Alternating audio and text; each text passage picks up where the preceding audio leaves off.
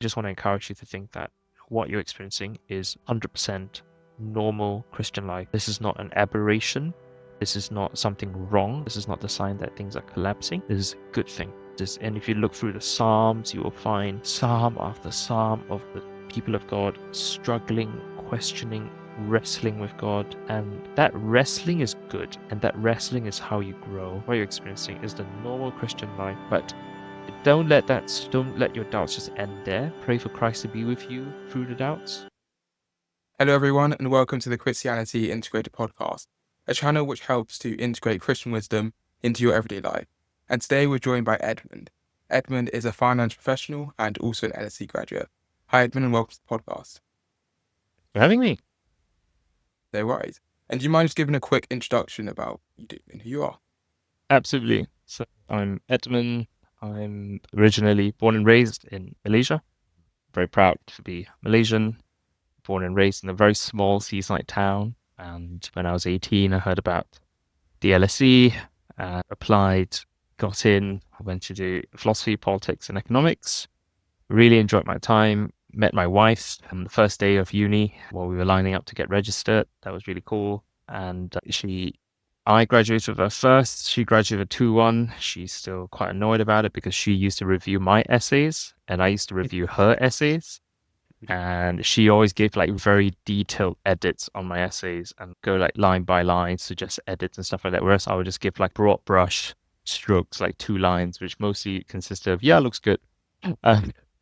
So she's still very annoyed and she thinks that she should have deserved that first and should have got 2-1. So yeah, so that was my time at LSE. And then I'm now at Citi. At this point, I'm in the Treasury and Trade Solutions, our sort of transaction bank at Citi, and I'm currently working in our digital assets team, trying to serve our clients with various kind of on-chain, blockchain technologies and so on. So yeah, that's a bit about me. Awesome. Thank you for the introduction. And do you mind just going into a bit more depth about your kind of faith journey from when you were young? Yeah, that's cool. So in terms of like my faith background, my parents, we grew up in Malaysia is so predominantly Muslim, but we are Chinese, and on my dad's side and my mom's side, we're the first to become Christians. So my parents became Christians shortly before I was born. And in terms of family background, we're quite traditionally, most Malaysian Chinese are traditionally kind of Taoists or Buddhists or some kind of sort of folk religion. My dad's side is a bit more interesting in that they're communists. So they were very Marxist and a few of them were communist guerrillas. So they actually picked up weapons and stuff like that. And the older I am, I find myself relating more to my communist roots.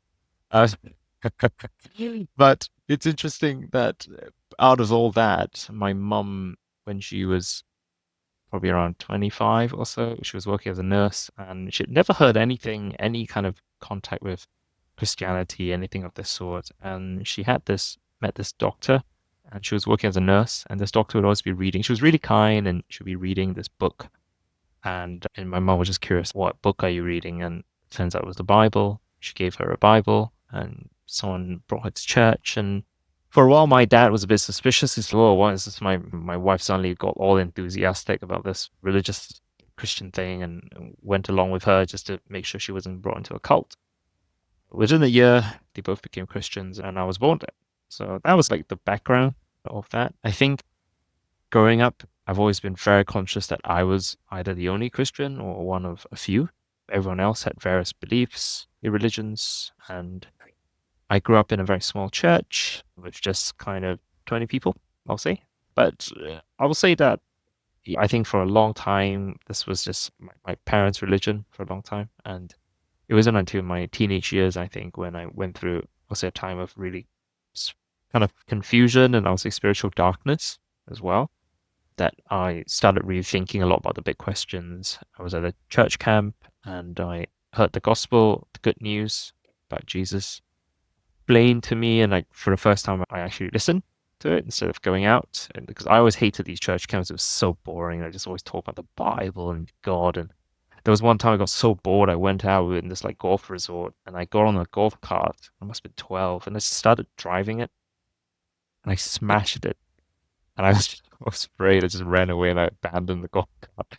I don't think until this day they found out who did it. But for some reason, that church camp, instead of going out and getting on a golf cart or something like that, it just suddenly spoke to me, and I understood certain things about what God had did for me. And I guess I could say I had a kind of born again experience.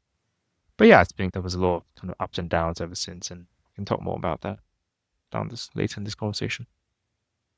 Yeah, sure. I guess since we're on it right now, do you mean if it's okay talking about some of the, let's say, challenges that you faced with faith?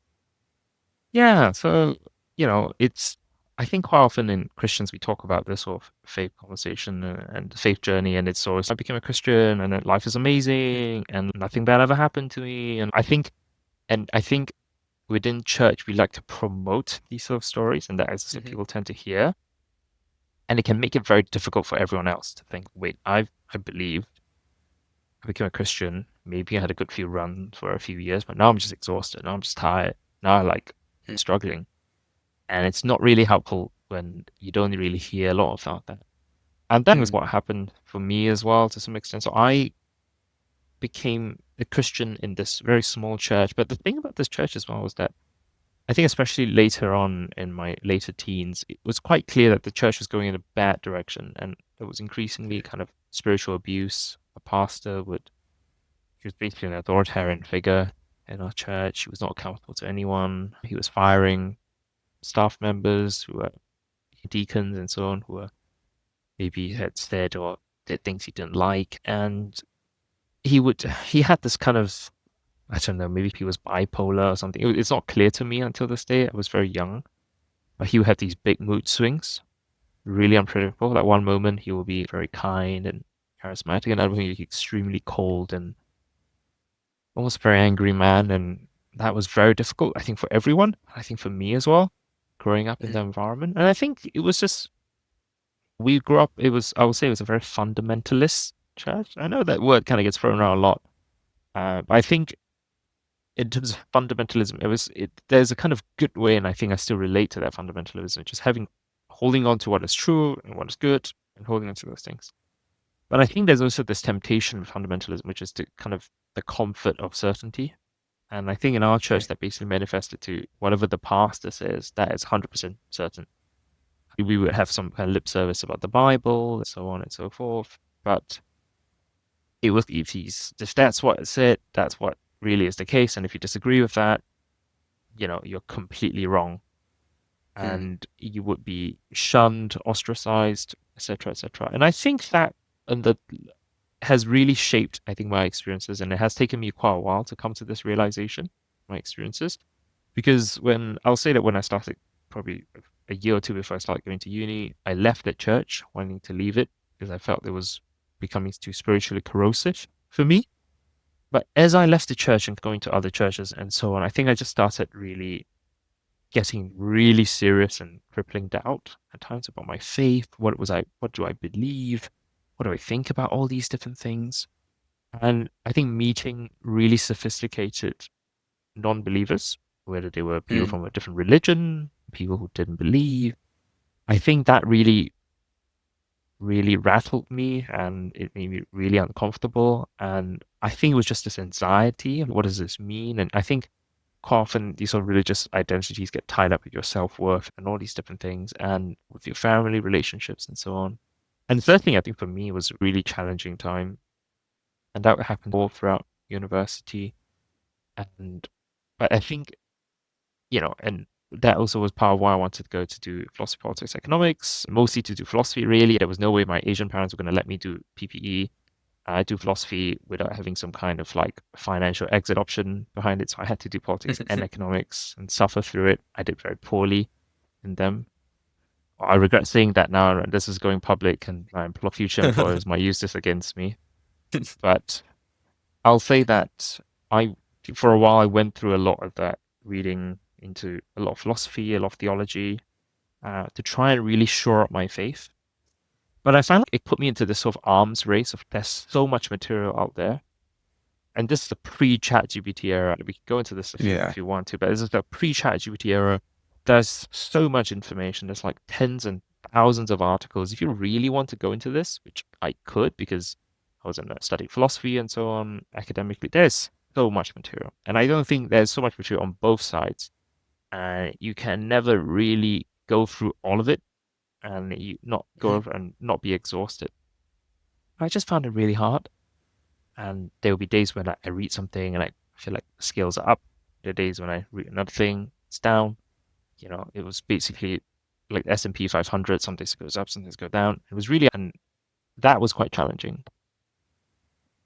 But I think what really helped was the questions from my emotional responses to them. And I think understanding, and I think the person really helped me was a fellow friend of mine at church who also was studying philosophy. And I will always thank God for him. And he had a completely non-Christian background.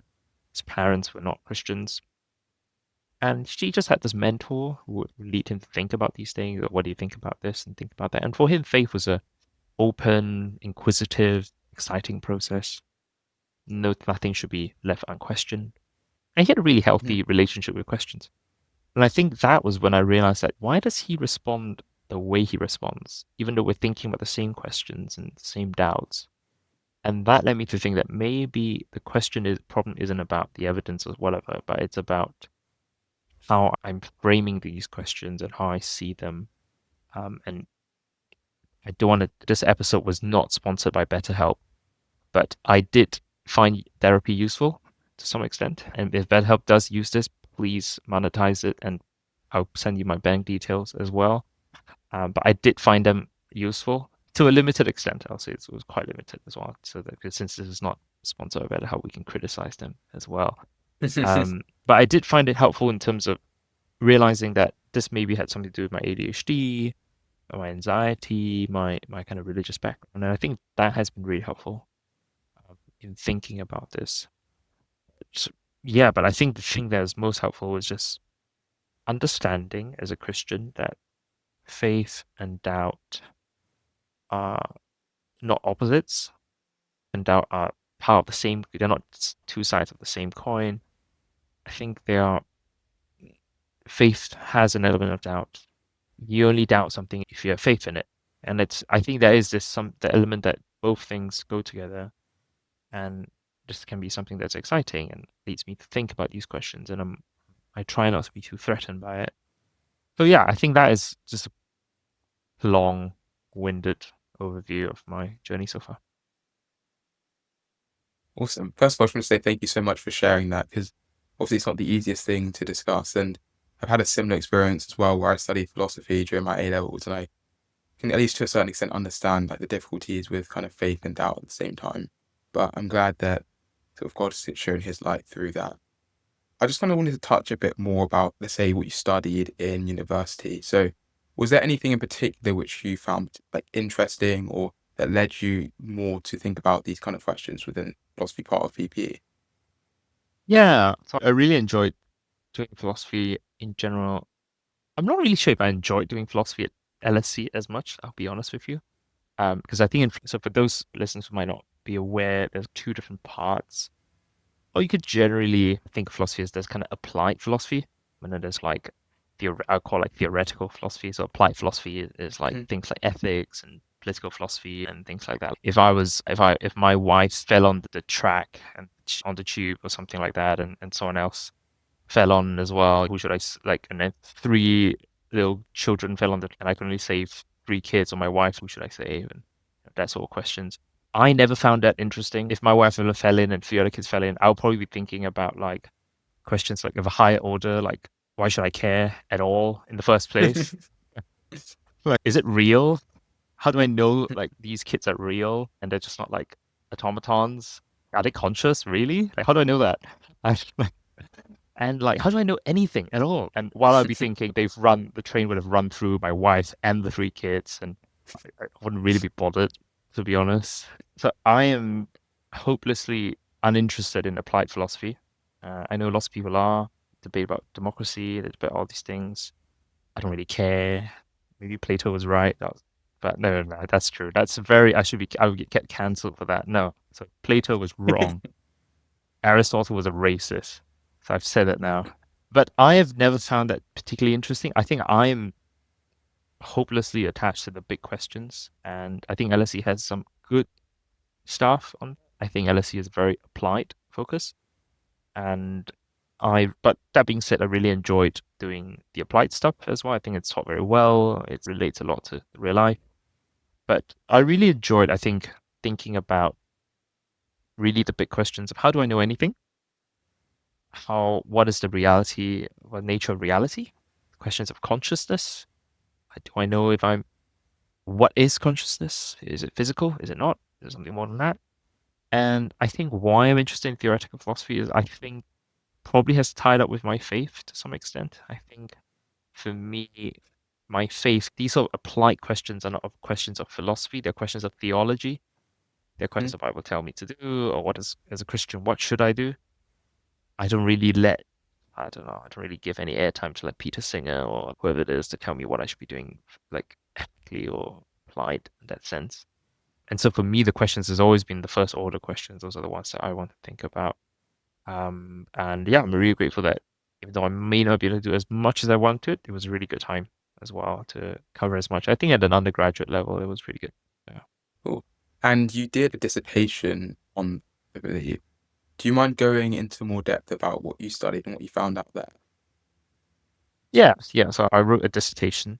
I was just curious as now, and I threw in my dissertation to ChatGPT to see what it would grade it as. It gave me a 66, which is very mid and very disappointing. But fair enough. So I'll tell you about my very mid dissertation that ChatGPT said. I did get a first, to be fair, and I got some interesting feedback. And most of it about I wish you had wrote a dissertation on another topic, which I'm somewhat annoyed by when I first saw it because it's like that is the most bizarre. Imagine going to a restaurant and you cook like this amazing meal and you cook it, and then this person, I wish you had made like a cheeseburger. No, I mean, it's just rate the bloody meal, please. It's, no, it's so, I want a cheeseburger today, so that was the feedback I got. But so I'm not saying this is an especially exciting piece of work, one of it. But my dissertation was about a variant of Pascal's wager. And I think for me, as I went through all these doubts and questions and so on, I think the thing that I really care, I think at the fundamental level, obviously there's all these kind of like theoretical questions and so on. But at the end of it, it's a question of what do I do, right? Like with all this, what do I do with my life? What do I do with my Mhm. faith? What do I believe? And to maybe give an overview of Pascal's wager to our listeners, Blaise Pascal was a French mathematician, probably the first person who came up with probability. A computer scientist, he came up with the first analog computer. He was a physicist, the measurement for pressure, Pascal, still being used today. And he's also a maybe less known theologian and much well known as a philosopher. And he became a Christian when he was 30 through a religious experience that he calls his Night of Fire. And it was such a profound experience that he wrote it down and he sew it on his coat, which he wore every day. And it wasn't known until he passed away and they found this note and it found out that he had this really profound religious experience that changed his mind and completely and changed his research focus to focusing on questions of theology, questions of philosophy. And in this, so he had this sort of series of collection of writings called the Pensées, and which wasn't completed. It was scattered notes, but they were published anyway. And in one of some of these notes, you would find what we call the Pascal's wager, which basically I can summarize. It's for someone. It's written to people who are thinking about whether they should believe or not. And he basically says this. Let me quote Pascal. Let us estimate these two chances. If you gain all, if you lose nothing, wager them without hesitation that he is. In this case, he refers to God. And effectively, I think what Pascal's argument is you can either choose to believe or not to believe. And God either exists or God either doesn't exist. And there's four different states that you could be in. And effectively, if God exists and you believe, you're going to get eternal bliss, you're going to have a relationship with God, you're going to have all these great goods. And if you believe, but God doesn't exist, Sure, you've missed out on certain things, but you would also gain certain benefits like living a devout life, a moral life, life of happiness. And if you don't believe in God, there's a chance that you might be damned, you might go to hell, or maybe something of that sort. If you don't believe and God doesn't exist, sure, you would have gotten a little bit of some gain maybe from living sin or a few free Sundays and sleeping in night, etc., etc. And his argument is that regardless of what you do, you should go for the option that pays the most in expected terms. And that is definitely committing because regardless, you can't lose. And according to Pascal, a life of living as a Christian or always going to be better, even as a living a sinful life, even if this is false. And this means that in sort of decision theory terms is a strictly dominant strategy, and hence you should always believe. This has been criticized to no end. Pascal's wager is one of those things where people laugh at and think you're bonkers and is taught in A-level philosophy or whatever and say how dumb people were. And here are the 50,000 ways that Pascal has got it wrong, and then they quickly move on. But I think there is a very live and very active and very sophisticated, I'll say, literature on Pascal's wager now, and that people have taken a look back at this, and as game theory and decision theory have developed into much more matured fields of looking at this. And a more modern take of Pascal's wager is by the Princeton philosopher Lara Buchak. She basically has a theory of faith, and she argues she has a sort of formal model. Those of you who are more like economically inclined will find it very easy to understand. It's almost very simple as an agent thinking about this situation. And her innovation from Pascal is to think of faith as not a one step, but a multiple step process. That is not just about you having faith now, but you could either choose that faith now or you could wait, right? Postponing is also an option. You could just kick the can down the road. And thinking about that and thinking and taking that into account and how do those decisions take place? It's really fascinating. I definitely recommend reading up some of her stuff. And my dissertation was trying to apply her insights from her model of faith in general. She applies this not just in a religious context, in many different contexts, and to try to apply that in case of Christianity. And so that's what my dissertation roughly was about. I basically drew up a case of when is it rational for someone to commit? It's probably to commit without looking for more evidence. That's our first condition. And when is it rational for someone to persist in that faith, even if you face counter evidence? And I think her insight is that you don't just need to consider what happens if you get it right or you happen to get it wrong. You have to also consider postponement costs. And sometimes you need to think about, is there a case in which I need to just commit now? And like I've looked at enough evidence and that getting more evidence isn't going to change my behavior realistically. Mm-hmm. And the same thing in the flip side, if you are already committed and believing, is this evidence likely to shift things substantially? And to think about whether this evidence itself is right or it's wrong. Because evidence could come in all different forms, right? You have misleading evidence, it could be right, it could be wrong. And there's a risk of you have the balance between taking advantage of good information, but also backing off and versus the risk of backing off on the risk of wrong information. So I think Buchar has a very sophisticated model to think about these things. And yeah, in my dissertation, I tried to explore that. Awesome. Thank you for sharing that. And I'm just wondering, in your kind of personal opinion, has Pascal's wager kind of changed any of your views on faith? Has it made you more likely to believe, or how's it impacted you? Yeah, that's a good point. I think I'm a big fan of Pascal in terms of his, not so much the wager, I think the wager to some extent. I mean, for me, the wager is still an open question. And as I said, there are many different modern takes utilizing decision theory, game theory, and so on to think about these decisions. And if you are mathematically inclined, please go. If you're mathematically retarded, like I'm hopelessly unable to follow any of this literature anymore. In fact, I read my dissertation just now and I was like, I have no idea what all this like formulas and stuff are all about. Probably has to say something about what my career in finance for the last 2 years done to me intellectually. That is not criticism of my employer. That's a criticism of myself. This is all going public. So,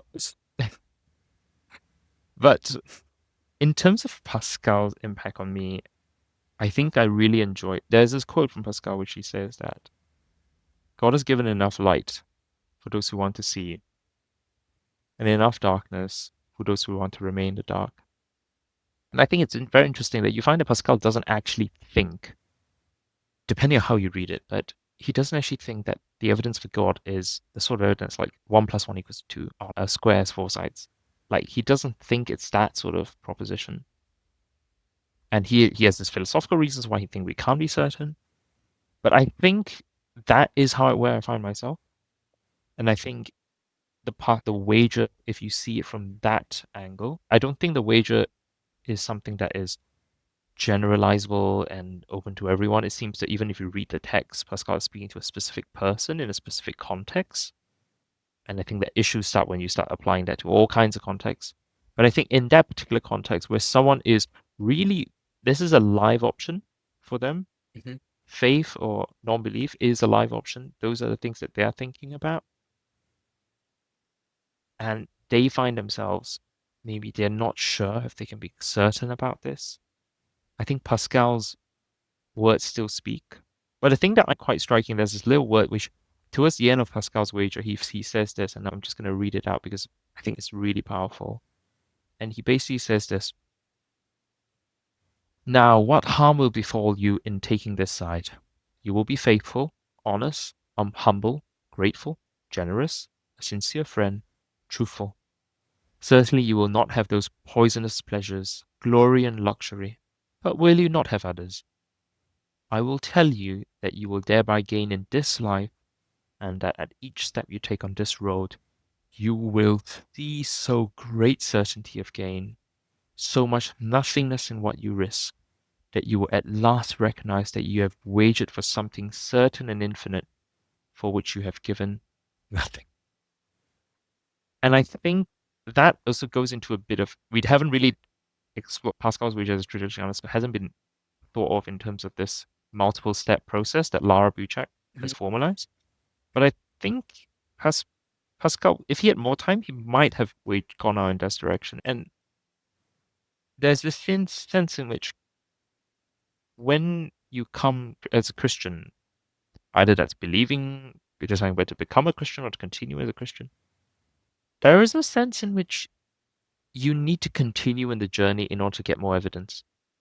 There's a sense in which you need to live it out. You need to be as a Christian. That you can read about it, you can read about the debates, you can get the philosophy, the theology, the history, and all that. It's all very exciting and good. But there is a sense in which if God is real and if he works in people's lives and he speaks to people by his spirit, then there's so much that you can only investigate on the outside and not Yeah. without taking a step in. And Pascal was encouraging to say that take that step, and the more you take that step, the more you will see, not that you're being deluded, because that's what, but that you will see that this is actually the right way to do it. That is the same with lots of decisions we take in life, right? We would love, if philosophers love to debate and think about, oh, I could take this decision in a vacuum. But I think what Pascal says, you have to make a choice for yourself. And sometimes you're not going to get evidence setting at the side. If I had spent all my life just thinking whether I was going to marry my wife and just weighing up the evidence constantly, thinking when I'm reaching this side of Hmm. absolute confidence, I would never make that decision, right? But at some point, you just got to do it. And as you do it, you're going to get more evidence. And I think that is something that I found very powerful from Pascal. Yeah. Yeah, actually, I really like that. And I feel like that's similar to how my life is formed. I felt like when I had the periods of doubts, I tried to live a more aligned kind of Christian life and definitely felt some sort of like kind of spiritual connection. So I definitely would agree with what you're prescribing to you. I guess going more into kind of, let's say, your time at LSE, I was just wondering, was there anything about your time at LSE which you found very, what, like surprising? Were you surprised with your experience there, or how did you find it in general? Yeah, it was great. Got me my job at City. Got to do all kinds of internships during the summer. A nice little LSE badge. Didn't go to any classes. Never did a formatives. Jokes aside, like, it's true that I never did any formatives. Gosh, this is going public, isn't it? Yeah, I've just sunk my academic career. No one's gonna ever You gonna got the offer me first though. anything. And like ChatGPT is gonna be like trained off this as well. So they're gonna like just all the AI models that are assessing jobs are gonna destroy my chances. But coming back to LSE, I think I really had a really good time. And I think that thing that really struck me is I just how international LSE is. I'm sure that's been your experience as Mhm, well. I mean, for sure. I guess if you grew up in like very cosmo, unless you maybe grew up in a very cosmopolitan place, I grew up in a very small town in Malaysia and never had any kind of foreign friends. I don't think that was very new that was very new for me. And to go from that to a place where you can meet people from all kinds of places and all kinds of backgrounds, and I've met people from all over the globe, all continents, and learning about. I remember talking to my Venezuelan friend about what it was like living through hyperinflation and his aunt being kidnapped and them having to kind of Um, bail her out, and then talking to my Syrian friend whose dad was a general in the Syrian army and how his dad got assassinated, nearly died, or talking to various people and who have my Chinese friend who had already started his startup. He sold his first startup before he came to LSE. We had him at the CU once, and I asked him at the CU weekend away, "Oh, why did you come late?" And he was like, "Sorry, I had a shareholders meeting this morning. I had to present to the it's board like what we need to do." good. You meet the range of people you meet is absolutely incredible. It's crazy, and I think you wouldn't find. I'll say maybe very few places in the world will give you that range of just international exposure and range of people. And it's exciting, exhilarating, and yeah, I really enjoy my time. Oh, of course, I met my wife there as well, and that's the most important thing. Absolutely Of most course. important, cross my heart. Yeah. So Nice. And there are a lot of stereotypes about LSE being quite a toxic environment, or everyone just wants to get into, let's say, I was banking. not a stereotype, it's Would true. you? I'm gonna go out and see about that, but because you've already answered, What do you mean to elaborate like yeah. how toxic it is? Oh, No, just absolutely. like Yeah, yeah, your yeah, like yeah. It's experience with it. yeah, it is quite toxic. Like, what place would you get like all this? It's seen that what's his name? That I've met people as well where you that they're going to be in the Financial Times in 20 years from now Mm, for some kind of like global financial scandal, and they've ripped off like hundreds and thousands of people or something. But I think especially during COVID, they did this great idea of. So I was in LSE during COVID, and we were in lockdown with people, and they decided to put people in the same course, and um but just being with a very kind of ambitious group of people. And every day it felt like it was on the trading floor. People talk about the markets, people talking about what kind of things they're applying for. They will work on spring weeks. And I think there's career risk grind set that goes on. hmm And it's easy to, it's actually very hard to not get sucked into that. And I find it really challenging as well. I think especially my early years, I definitely applied to too many investment banks for no reason other than everyone's doing it. I might as well just and let's figure out after without being clear what I wanted to do. And there's a lot to get sucked in, I'll be honest with you. And I'm really glad I could be part of other communities like the Christian Union and so on. That I think helped to keep me a bit more grounded. But yeah, I think it can be quite challenging if you don't have a strong sense of identity and yeah, self-worth. Yeah, I guess I want to go into that a bit more in terms of how would you try and stay, let's say, rooted in Christ in an environment like LSE? Yeah, I mean, I'm not saying that I did, right? Like I found it really hard. And I think for me, my default is I want to do a bit of everything. Jesus hmm says you cannot serve God, and I disagree.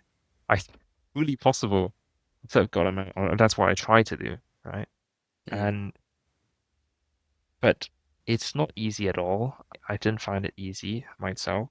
I found it a much easier thing to, oh, let me do a bit of God, a bit of my career, a bit of everything. Balance. hmm Life's about the balance.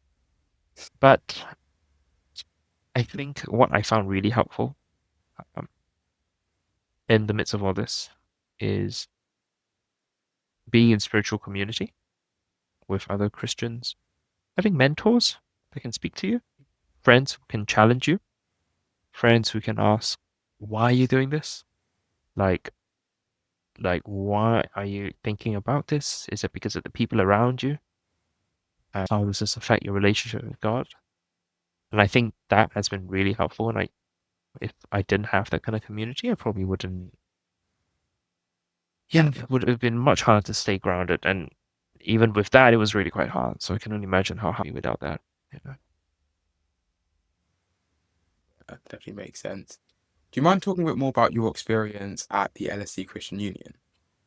Oh yeah, I'm a huge fan. LSE Christian Union, best society ever. All of amazing donuts. Don't even know if they still have donuts. We used to have the best coffee as well in LSE. I think we used to make free coffees, and we give it out. So we used to have these stalls. If you walk past Student Union, I hope they still do them, and like give out free drinks and chat to people and so on and so forth. We got banned by the Student Union for doing this because we were destroying our market for selling coffees because our coffees were so good and free, they were losing so much money every day that we were out there. I think the Christian Union was really helpful. I think it was in many ways a mirror of LSE. It was extremely international. I have not met Christians Mhm. from all over the world, all different backgrounds, many of whom I'm still very good friends with, and I've been able to visit when I travel abroad or when they come back to London. And I think that's just that the breadth of seeing how people live out their Christian life was Mm. really fascinating for me. I remember going to my first sort of Russian Orthodox Pascal, so it was the overnight Easter service, and going with this friend, family, and just watching everything and realizing there are no pews, for example, and it's all standing room and it's 12 a.m. and but my friend very kindly brought like those camp stools. You go for like camping or something like that, foldable chairs, and I was like, no, I'm a young man, it's okay, I could stand. It's fine. I was like, no, it's fine. You'll need the chair. It's like, no, like your parents are like old in their 60s, and there's all these like old ladies all around. I'm a young. Around like 3 a.m. I asked for the chair and I needed the chair at that point. The service went on until 4:30, and that was when I realized that what people do is they wake up at 4, they come at 4:15, they get the blessing, and then they leave. That's why I didn't. I was new to the game, but I just met just so many other Christians and just learning what it's like talking to one another, praying together, growing together. I think doing outreach together on campus, speaking to different people, and just that picture of you get this little sliver of in Revelations where there's one of the chapters it has this image of people from all nations coming to worship the Lamb, and you see that in LSE in a way that you probably can't anywhere else. And that Mhm. was amazing. Yeah. It's nice. I like how you put it at the end.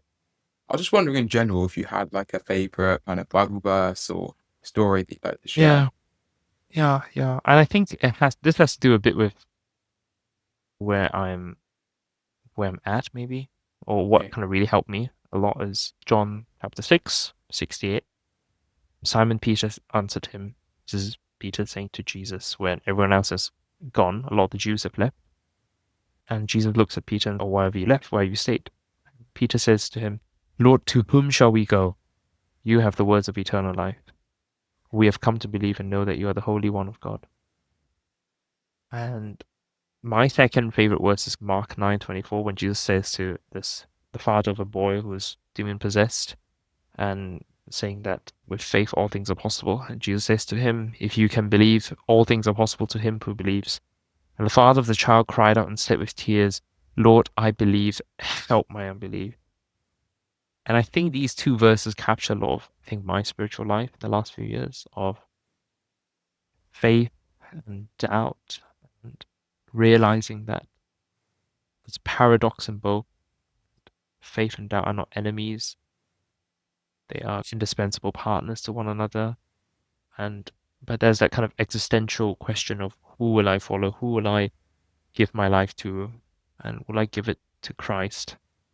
And where else can I go? There's that question. And I'm conscious that more sophisticated, if there are any listeners out there, would think that, oh, this guy is like deluded and he's just believing whatever he wants to believe and so on. And maybe that is true. Maybe that is true. Maybe that is wrong in some ill-defined way. maybe that's problematic. I don't know. I've thought about it. I've tried to think really hard about this decision that I've had to make. And I'm not saying that everyone else should see things as I see it, but I am where I'm at. And at this point in my life, this is how I see it. And I wish I can be more certain. I wish I can be more, and hopefully with age and with time, hopefully that happens, or maybe it doesn't. But yeah. Thank you. Yeah, I really appreciate your honesty there because it isn't difficult to reconcile those two things together. Mm. I just wondering if you had any kind of final piece of advice for someone who maybe is struggling with their faith journey at the moment. Yeah, I think this is hard. I think it's quite, I think maybe I can talk about why these things are hard before we can how to work on it. I think if Sure. you're like me, you're in a kind of church where there's a sort of like wartime spirit to it, right? Or we are here, we're fighting against Satan and his lies, and the kingdom of God is advancing, and want to hear these stories of success and so on. It might feel like Mhm. really hard for you Mm. if you're having doubts, if you don't know whether, or you don't feel the same enthusiasm that other people feel, or you would think that just slowly eating you up. And I think quite often, I think when people abandon faith, it happens in the context of they feel like they can't vocalize, they can't talk about these things, and the contradictions have become so stark between Mm. what their community is believing and what they believe, or they're struggling to believe, and that is just like to make a drastic move and just move out completely. And so I hear you if that is what you're struggling. But I think this is really striking that in the Bible, kind of James, or is it Jude? I can't remember actually, where it says, "Have mercy on those who doubt." I think have pity, not to have pity, but have mercy and to show patience. I think churches could do a better job in that. But if you're in that situation, I think I just want to encourage you to think that what you're experiencing is 100% normal Christian life. This is not an aberration. This is not something wrong. This is not the sign that things are collapsing. This is a good thing. And if you look through the Psalms, you will find psalm after psalm of the people of God struggling, questioning, wrestling with God. And that wrestling is good. And that wrestling is how you grow. And as much as you may feel alone, know that some of the greatest saints, Mother Teresa, for example, famously was known that even though she did all this amazing work, for about 50, 60 years, she had this profound emptiness and felt this silence from God and these doubts that carried her all throughout her life.